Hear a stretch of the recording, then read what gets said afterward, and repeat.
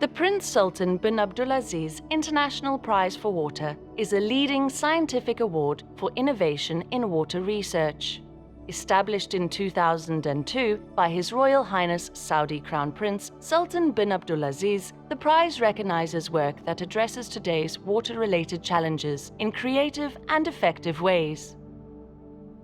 In order to award innovation in every aspect of water science, the Prince Sultan bin Abdulaziz International Prize for Water offers a suite of 5 prizes covering the entire water research landscape.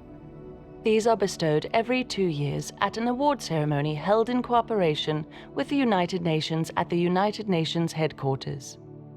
The award ceremony for the 9th award was held in conjunction with the UN High-Level Meeting of the Water-Related Goals and Targets of the 2030 Agenda, which was held on World Water Day at the General Assembly of the United Nations in New York. Due to the COVID-19 pandemic, the award ceremony was a virtual event. The ceremony took place under the patronage of the Custodian of the 2 holy mosques, King Salman bin Abdulaziz Al Saud, and was presided over by His Excellency UN Secretary-General Antonio Guterres, along with Mr. Volkan Bozkir, President of the United Nations General Assembly. For its 9th award, the Creativity Prize was awarded to the team led by Dr. Benjamin Shao of Stony Brook University in New York, which includes Dr. Priyanka Sharma. They developed an environmentally friendly biomass extraction process to produce cellulose nanofibers for low-cost, energy-efficient water treatments. This technology promises to provide clean water to off-grid communities in the developing world. Technologies such as mine that can convert any biomass waste surrounding us into useful water purification materials, and the impact will be tremendous to the entire society. The innovation in water research involves sustainable and simple pathways in improving the access to safe drinking water through water purification, water conservation, and by better water infrastructure. Our research will try to help those people in need to come up with more effective and cheaper water purification materials, so everybody, especially those people in need, can have safe drinking water with less cost. The Creativity Prize was also awarded to the team of Dr. Sharif Al-Safti, managing researcher of the National Institute for Material Science in Japan, for developing unique nanomaterials that enable the simultaneous detection and removal of contaminants during water filtration, so hazards can be removed while healthy minerals are retained. We have 80% of the waters disease coming from the water, disease coming from the waters. And we don't have technology coming to treat that, or it's very difficult to say it. So innovation, water research are in need. This filter membrane can uptake and captures all hazards in the waters in very, very quick, in minutes, during the filtration process. You just put this filter in the waters and connect it with the tap waters or any kind of brackish water or surface waters. It can make your water pure. The Surface Water Prize was awarded to Dr. Zbigniew Kunzewicz, Professor of Earth Sciences at the Polish Academy of Sciences in Poznan. His work engages with the complex relationship between flood risk, river flow, climate change, and human activity. He uses this knowledge to develop a diversified portfolio of flood risk management approaches that work together for maximum net effect.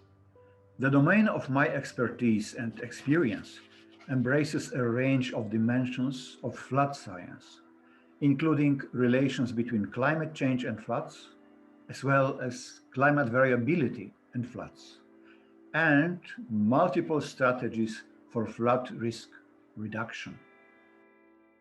The Groundwater Prize was awarded to Dr. J. Jaime Gomez Hernandez of the Universitat Politécnica de Valencia in Spain, for work on solving the inverse problem in hydrogeology.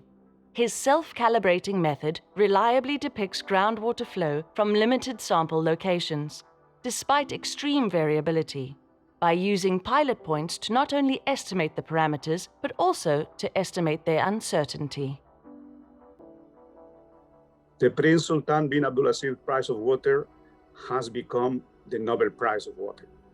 I have received congratulations from all over the world as soon as the news went out.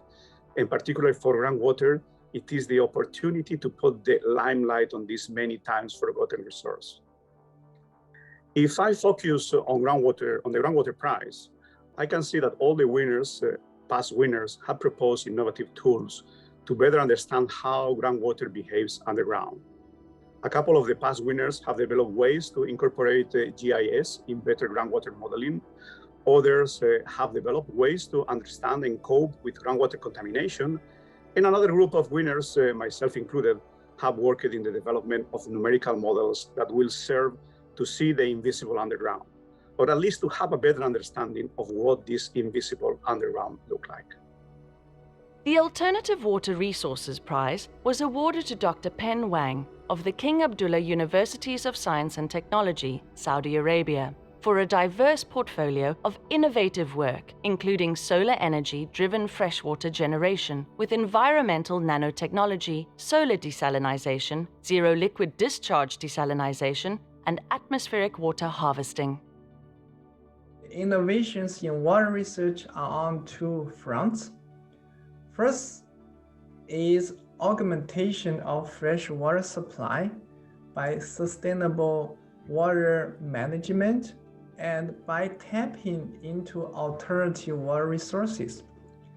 Now, the second front of water innovation is on reducing energy and thus carbon footprint of freshwater production. The prize covers both fronts very well.